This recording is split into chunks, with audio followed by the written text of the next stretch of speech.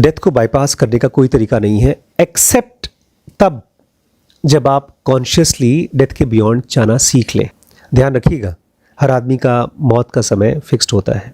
अगर आप उससे पहले मरना चाहते हैं या उसके बाद मरना चाहते हैं, आप नहीं मर सकते।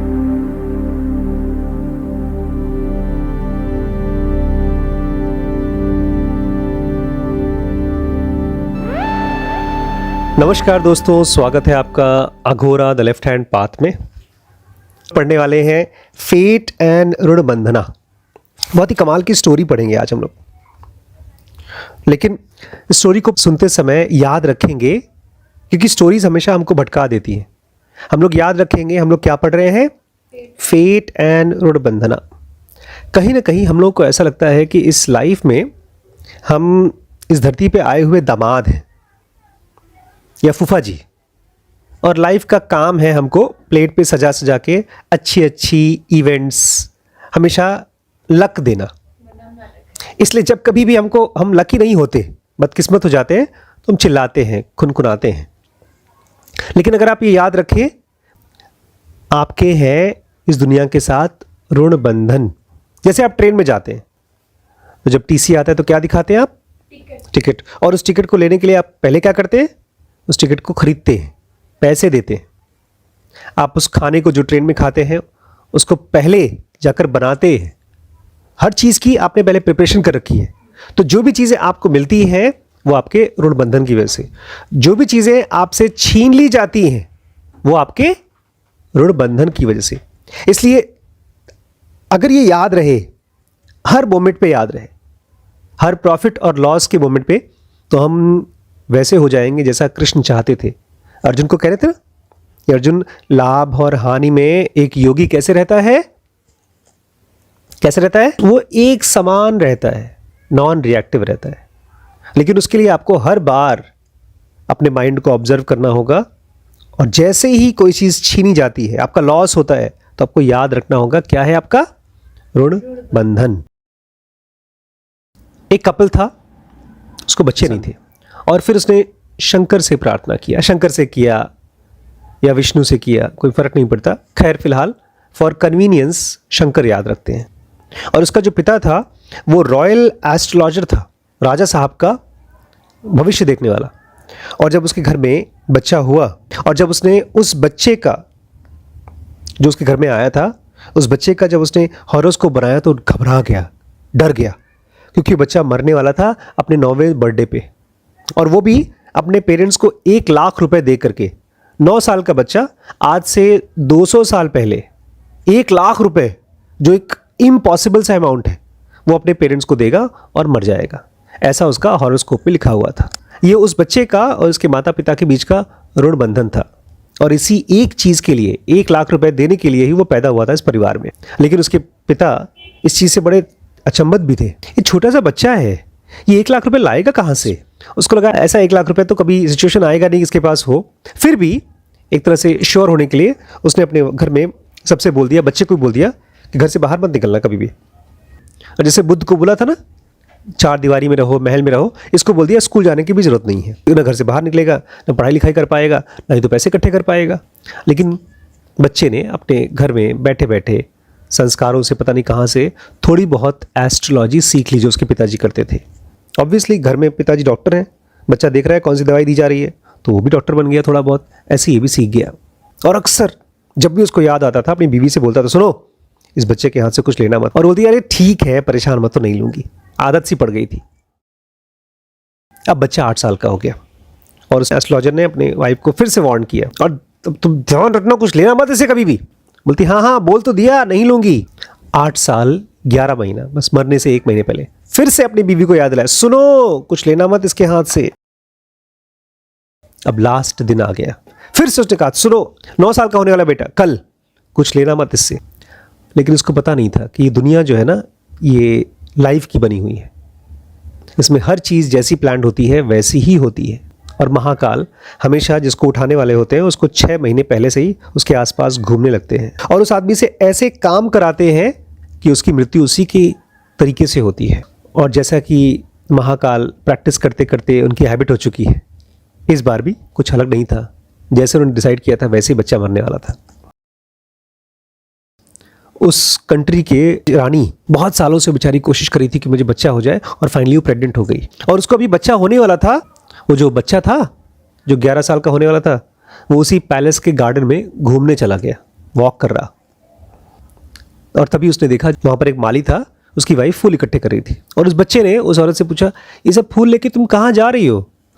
उसने कहा, मैं ये सारे के सारे फूल ले जा रही हूँ रानी के पास, उस बिस्तर को सजाने के लिए। वो बच्चा हुआ है ना, उसी पे तो बच्चा लिटाया जाएगा। तो बच्चा बोलता है, मैं भी चलूँ आपके साथ? उस औरत ने कहा, ना खाली औरतें अलाउड है उस चेंबर में। और बच्चा भी पता नहीं उसके दिमाग में क्या आया, उसने कहा, मुझे साड़ी पहना दो, लेते चलो। और उसके ऐसे मासूम से चेहरा बनाकर देखने लगा कि उस औरत को भी लगा ठीक है चलो। एक तरह से उस बच्चे के अंदर में महाकाल खुद आ गए थे, और वो ऑर्डर कर रहे थे ले जाने के लिए। नहीं तो कोई आदमी इतने सालों से काम कर रहा है, कभी अपनी रूल तोड़ेगा, हिम्मत करेगा ऐसे गलत काम करने के लिए? क्योंकि उसको पता था अगर पकड़ी जाएगी तो ऑलमोस्ट मार ही दिया जाएगा उसको। कुछ न कुछ रूढ़ बंधन ज़रूर रहा होगा उस बच्चे में और उस माली की बीवी में, तभी तो उस एक फील्ड बन पाई। और फिर वो बच्चा और वो माली की बीवी माँ बेटी की तरह पैलेस चली गई। और वहाँ पर अचानक उस बच्चे के दिमाग में पता नहीं क्या आया, उसने पान खा रहा था वो, और तब तक से उसी पान की रेड कलर से दीवार पे लिख दिया कि बच्चा बड़ा होकर के 125 साल का होगा, और जितना बड़ा राजा इसका पिता है उससे कहीं बड़ा राजा ये बनेगा। और उसके बाद वो बच्चा और वो माली की बीवी वहाँ से चले गए। 10 मिनट बीता और सारे के बड़े बड़े जो एस्ट्रोलॉजर्स थे वहाँ पर आए, और उन सब ने उस बच्चे का हॉरोस्कोप देखा, और सब ने कहा अगर इस बच्चे ने, जो नया बच्चा पैदा हुआ है, अपने पिता की शक्ल देख लेगा तो बाप मर जाएगा।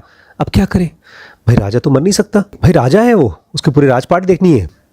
उसने कहा ठीक है, एक कसाई को लाओ, इस बच्चे को ले जाओ और मार डालो।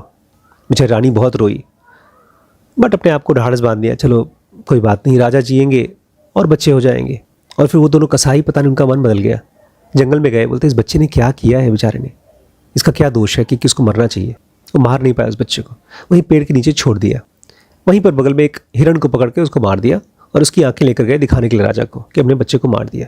अब थोड़ा सोचिए, ये कसाई हैं जो सालों से लोगों को मारते रहे, उनके दिल में अचानक से भावना, इमोशंस कहाँ से आ गए? ये महाकाल थे। क्योंकि देखिए, ये सब चीज़ महाकाल ने किया। कोई बहुत अजीब कॉम्प्लेक्स ऋण बंधन था उस बच्चे में, उन कसाईयों में, और उस बदकिस्मत जानवर में जिसको मारा गया। लेकिन अब काफ़ी टाइम बीत चुका है, वहाँ जो राजा है वो बहुत दुखी हो रहा है, उसको पछतावा आ रहा है। उसको लग रहा है बाप रे बाप, एक मासूम बच्चे को मारा मैंने, अपने ही बच्चे को मारा, क्या करूं? और वो जो दुखी हो रहा है वो भी कौन करवा रहा है? महाकाल करवा रहे हैं उससे। राजा आया, बीवी से बोलता है, मैं बहुत ही ख़राब आदमी, मैंने कुछ बहुत गलत काम किया है। बोलती, तुमने क्या खोया है? खोया तो मैंने है, मेरा बेटा खोया है। और तब तक से राजा की नज़र पड़ी उस हॉरोस्कोप पे जो लिखा होता दीवार पे पान से। उसने कहा, किसने लिखा है ये दीवार पे? उसको बड़ा अच्छा सा लगा, बुलाओ बुलाओ, कौन लिखा है ये? खूब खूब पूछताछ की गई। फिर फाइनली पता चला कि वो चीफ एस्ट्रोलॉजर के बच्चे ने एक भेष बदल करके लड़की बन करके आया था, और उसने लिखा ये सब चीज़। और बच्चा घर पहुंच गया, आराम से अपना खाना पीना खा के आराम करा, उसको पता है अभी क्या होने वाला है। तब तक से उसके घर में आ गए ऑफिसर्स, उसको पकड़ के लेकर गए पैलेस में। उस बच्चे ने कहा कि जो मैंने लिख दिया है ना, वो गलत हो ही नहीं सकता, वो बच्चा मर ही नहीं सकता। उस बच्चे की मौत 125 साल के बाद ही होगी। एक 9 साल का छोटा सा बच्चा कभी इतना कॉन्फिडेंट नहीं हो सकता। उसके थ्रू कौन बोल रहा था? महाकाल खुद। राजा ने कहा, अच्छा उन दोनों कसाईयों को बुलाओ।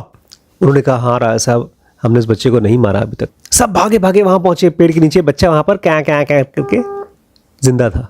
और जिंदा कैसे था? ऊपर से एक मधुमक्खी का छत्ता था, उसमें से टपक टपक के भाई साहब के मुंह में क्या गिर रहा था? शहद गिर रहा था। और बच्चे को जब देखा, और तो बच्चा बोलता है, ये एस्ट्रोलॉजर का बच्चा, आपने तो अपने बेटे की शक्ल भी देख ली और जिंदा भी है, क्यों? तो राजा ने कहा, आखिर ऐसा कैसे हो सकता है कि तुम सही और बाकी सबके सब गलत हैं? बच्चे ने कहा कि मैं उस टाइम वहाँ था जब वो बच्चा पैदा हुआ था, उसी मोमेंट पर मैंने देखा था कि उसका टाइम ऑफ बर्थ क्या था। बाकी सारे के सारे जो लोग आए वो 10 मिनट लेट आए। राजा बहुत खुश हुआ, उसने कागज़ मंगाया, इस कागज़ पे 1 लाख रुपए लिखा है, इस बच्चे को 1 लाख रुपए दे दिया जाए। 1 लाख रुपये to be paid, signed by Raja. घर पहुंचा भाग भाग के, अपनी माँ को पुकारा, उस कागज़ के टुकड़े को अपनी माँ को दिया और वहीं मर गया। बाप को पता चला, भागा भागा आया, उसने देखा उसकी माँ अपने बच्चे की डेड बॉडी के साथ रो रही है। उसने फिर डांटा उसको, तुम्हें कहा था ना कुछ मत लो इस बच्चे के हाथ से। बोलती मुझे कैसे पता चलेगा कि कागज़ का टुकड़ा ये 1 लाख रुपए है। और उसके बाद कुछ नहीं किया जा सकता था।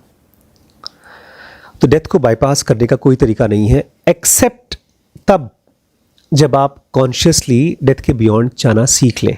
ध्यान रखिएगा, हर आदमी का मौत का समय फिक्स्ड होता है। अगर आप उससे पहले मरना चाहते हैं या उसके बाद मरना चाहते हैं, आप नहीं मर सकते। विमलानंद कह रहे हैं अपनी किस्मत को, अपनी ऋण बंधन को न जानना, अपनी डेट ऑफ डेथ को न जानना एक अच्छी चीज़ है। थोड़ा सोचिए, अगर मुझे मालूम पड़ जाए कि मेरे 2 बच्चे हैं और उसमें से एक बच्चा मैं जितना देना चाहती हूँ उससे ज़्यादा लेगा, तो उसको कभी प्यार नहीं कर पाएगी। अगर उसको पहले से पता चल जाए कि बच्चा बदतमीज़ बनने वाला है, तो शायद उसको नेग्लेक्ट करना शुरू कर दे या शायद उसको मार भी दे। हम पहले से ही प्रेजुडिस्ड हो जाएंगे, एक दूसरे के लिए बायस्ड हो जाएंगे, और इससे और कुछ नहीं होगा, हम अपने ही बॉडी के लिए और ज़्यादा सेल्फ आइडेंटिफाइड हो जाएंगे। और इससे होगा क्या, जो पहले से हमारे सर पे ढेर सारा कर्म है, कर्मों का बोझ वो और बढ़ता जाएगा। इसीलिए अपने पास्ट लाइफ की याददाश्त केवल उसी आदमी को दिया जाता है जो सेक्शन 2B खोल चुका रहता है। कौन सा आदमी? जिसके लिए सुख और दुख एक जैसा होता है, जिसका माइंड रिएक्ट नहीं करता है। ऋण बंधन आपको बिल्कुल पता चल जाएगा, और पता चलना भी चाहिए, लेकिन उसके लिए पहले क्राइटेरिया क्या है? आपको आपके मन में सामंजस्य होना चाहिए, संयम होना चाहिए, एक रेगुलेशन होना चाहिए। हम लोग पढ़ रहे थे ऋण बंधन and fate. There is no way to bypass fate.